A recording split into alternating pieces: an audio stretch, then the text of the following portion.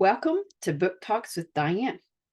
Today's book is The Favorite Daughter by Patti Callahan Henry. This book received 3.98 stars from Goodreads. In exquisitely wrought prose, Patti Callahan Henry lyrically examines the meaning of forgiveness and the inexorable tug of home. Mary Kay Andrews, New York Times bestselling author. A layered, spellbinding novel. Nancy Thayer, New York Times bestselling author. A story of reflection, forgiveness, and surprising twists. Debbie McCumber. From the New York Times bestselling author of The Bookshop at Water's End, here's a lush, heart-wrenching novel about the power of memory, the meaning of family, and learning to forgive.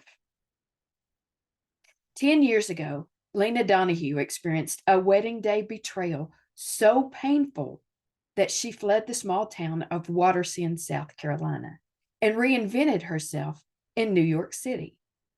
Though now a freelance travel writer, the one place she rarely goes is home, until she learns of her dad's failing health. Returning to Watersend means seeing the sister she has avoided for a decade, and the brother who runs the family's Irish pub and has borne the burden of his sister's rift. While Alzheimer's slowly steals their father's memories, the siblings rush to preserve his life in stories and in photographs.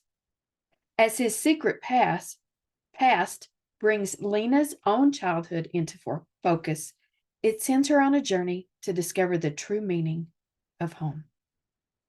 I gave this book 5 stars.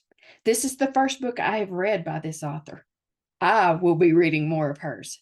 I don't usually give a 5-star rating, but this book deserves it. This book tugs at your heartstrings and makes you think about life and what home means to you. Here are a few quotes from the book that just registered with me. Colleen remembered the words of C.S. Lewis she once read. No one ever told me that grief felt so like fear. And for the first time, she understood it was fear, quivering and moving below her chest. Fear of the future without her dad, fear of loss, fear of unknowing. It took her breath and kept it captive beneath her throat until she was dizzy and ran for the door, needing air. Finally, I have words for how I felt when my own daddy passed away. Another quote.